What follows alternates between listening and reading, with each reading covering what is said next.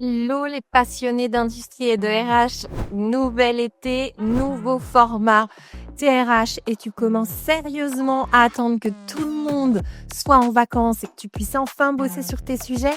T'as déjà enfilé tes tongs, ça sent la crème solaire à plein nez dans les bureaux. Moins de réunions, moins d'urgences, moins de mails. C'est l'accalmie estivale avant de te faire broyer par le mois de septembre. Alors plutôt que d'attendre cet habituel tsunami, je te propose un truc. C'est un cahier de vacances RH. C'est une série audio et vidéo. Et la promesse est simple, un été pour muscler tes process RH et surtout éviter de te faire broyer à la rentrée. Des épisodes courts et des cas concrets. Et à chaque fois, un outil, un exercice ou un cas d'usage à tester dans ton coin ou en équipe que tu reçois dans ta boîte mail.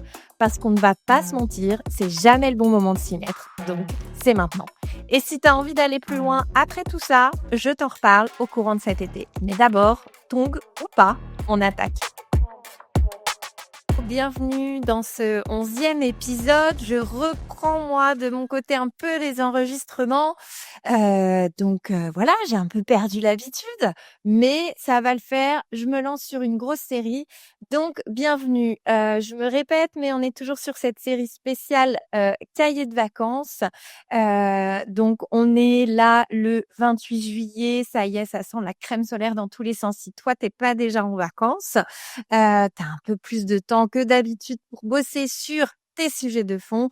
Et si tu nous rejoins sur cet épisode, c'est justement pour ça que j'ai créé cette série estivale spéciale pour muscler tes process RH pendant l'été avant de te faire broyer à la rentrée.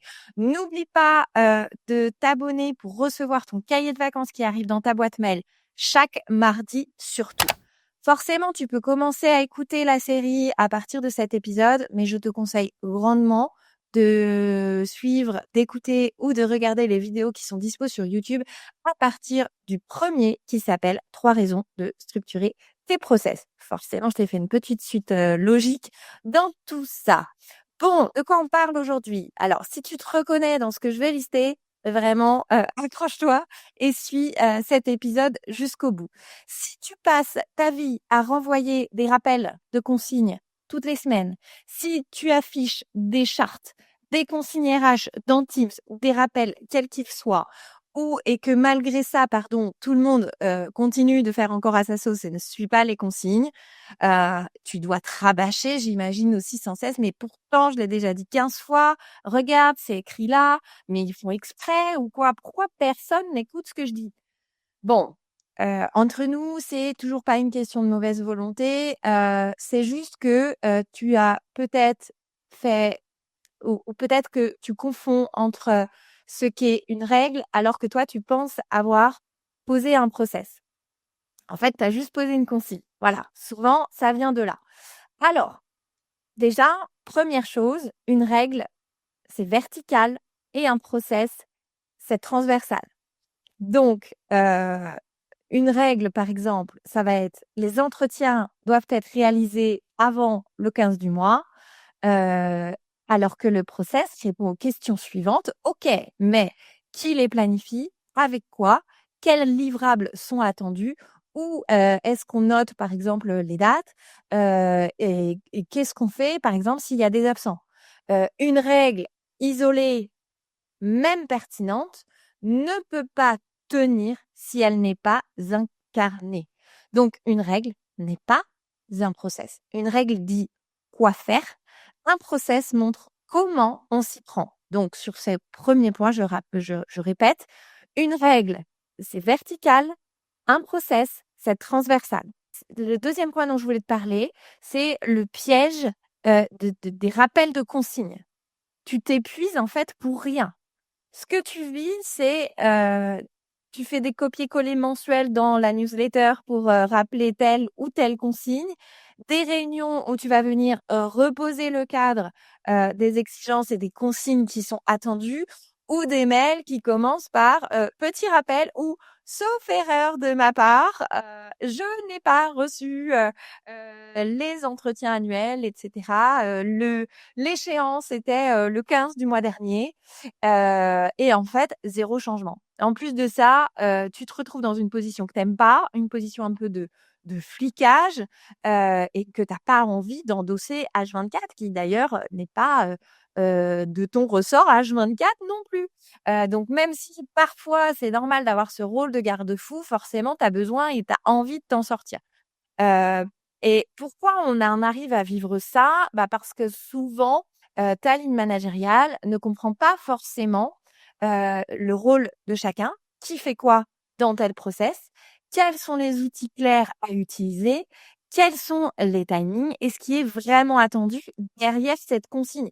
Et parfois même, du coup, bah, cette consigne, elle n'est pas comprise, elle n'a pas de sens puisqu'elle ne s'intègre pas pleinement dans le process. Alors que si tu repars de ton process et que tu vas dire: «Sur telle étape, la règle, c'est ça», et ben, en fait, la chaîne de valeur de ton process, du résultat que toi, tu attends in fine à la fin de son process, elle prend forme et du coup, heu, comme il y a plus de sens, chacun a plus envie aussi de suivre cette consigne. Donc ta consigne ne fonctionne que si le cadre est co-construit et visible. Donc je répète, ce deuxième point, c'est le piège, des consignes, et des rappels où tu t'épuises pour rien. Alors, troisième point, qu'est-ce que ça change quand tu viens co-construire le process? En vrai, si tu veux que ça tienne, si tu veux que ton cadre, il soit respecté, il faut que tu te poses ces différentes questions. La première, est-ce que ceux qui appliquent la règle l'ont comprise? Est-ce qu'ils y ont contribué dans la construction? Est-ce qu'elle est cohérente aussi par rapport à leur job à eux, à leurs autres missions, à la manière dont elle peut s'intégrer correctement dans la fluidité et l'application de leur process? Et est-ce que, le process leur simplifie la vie? Donc, mon conseil sur ce point, c'est vraiment de repartir d'une consigne qui est difficilement appliquée et qui a un impact sur ta performance RH. Si on prend un exemple, heu, vous avez fixé ou tu as fixé, dans le cadre du recrutement que, tu attendais une fois que tu as listé, tes candidats, que tu attends un retour du manager dans les 2 jours ou dans les 3 jours, eh bien, commence par, mesurer, j'insiste sur ce point, mais quel est le délai, qui est appliqué? Ta cible, c'est 2 ou 3 jours. Est-ce que tu as leur retour plutôt au bout de 4, 5 jours ou plus? Montre l'impact que ça a. Bah, tu vois, on a perdu, X candidats qui sont partis sur un autre process de recrutement, qui ont accepté un autre job parce que je n'ai pas eu ce retour-là. Donc explique-moi, toi, en tant que manager, quelle est ta réalité? Quel est le problème? Pourquoi est-ce que tu ne tiens pas ce délai-là? Et ensuite, facile d'organiser un petit atelier ou un petit brief, de dire: «Bon, OK, maintenant, on a telle problématique qui a tel impact sur le recrutement. C'est là où le bât blesse. Donc qu'est-ce qu'on fait pour que ça soit conforme, pour que vous puissiez être en capacité de me répondre sous les 2 ou 3 jours, suite à, la shortlist des candidats que je vous ai fait?» Et de quoi est-ce que vous avez besoin? Et de repartir de: «OK, une fois que vous avez la shortlist, quel est votre process? Est-ce qu'il est cohérent et qu'est-ce qui pose problème?» Et comme ça, on part pas seulement d'un rappel de la consigne, mais d'un fonctionnement partagé. Donc ce point-là, c'était qu'est-ce que ça change de construire, un process? Et ensuite, la quatrième étape, pour venir vraiment transformer une règle en un process RH, là, la méthode, c'est simple, c'est rapide, c'est terrain. Déjà, l'idée, c'est de repartir de la règle actuelle. On va reprendre, cet exemple du retour des candidats. Les retours candidats doivent être faits sous 3 jours. Identifier les étapes qui sont autour. Donc, qui fait quoi sur cette règle-là? Comment? Quand? Avec quels outils et quels livrables? Ensuite, dans cet atelier, par exemple, que je te conseillais de mettre en place dans le point précédent, lister les frictions ou les écarts. Est-ce que c'est trop flou aujourd'hui? Est-ce que ça manque de clarté pour les uns et les autres? Est-ce que c'est pas prioritaire dans leur quotidien? Et dans ces cas-là, pourquoi? Et dans cet atelier, faire un atelier de simplification, de revenir poser du coup, bah, les différentes étapes, pour permettre de visualiser, de répartir, de clarifier et in fine, de se mettre d'accord sur le sens de, cette règle. une règle qui, in fine, sera appliquée parce qu'il y aura une meilleure compréhension des enjeux, des impacts et du sens de cette règle-là. Donc, en conclusion, si tu veux sortir de ton rôle de flicage, que tu recherches à avoir plus d'application, dans les consignes, parce qu'on est d'accord qu'il en faut quand même, il faut poser un cadre, et si tu veux passer donc de la consigne descendante à la construction collective, eh bien, il faut que tu passes par la rédaction d'un process qui va vivre dans le quotidien, qui sera aligné avec leurs enjeux terrain et qui va rendre tes consignes et tes rappels, pour le coup, vraiment utiles. Alors ici, je t'ai préparé une fiche pratique qui va te permettre de transformer une règle en process, une sorte de workbook. Tu retrouveras, cette fiche pratique mardi prochain dans, ta boîte mail. Comme d'habitude, c'est quelque chose de très actionnable qui va pouvoir t'aider dans ton quotidien. Donc n'hésite pas surtout, à bosser dessus. Je t'invite, si c'est pas déjà fait, à cliquer sur le lien directement dans la description pour te permettre de le recevoir parce qu'évidemment, il ne va pas arriver tout seul.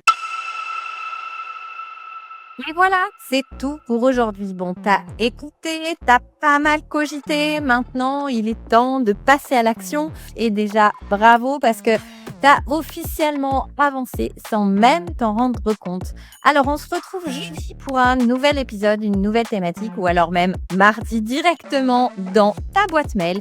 Et toujours court, toujours concret, toujours plus utile. Je te dis à très vite et garde tes tongs pas trop loin pour quand même profiter de ton été. Allez, bye!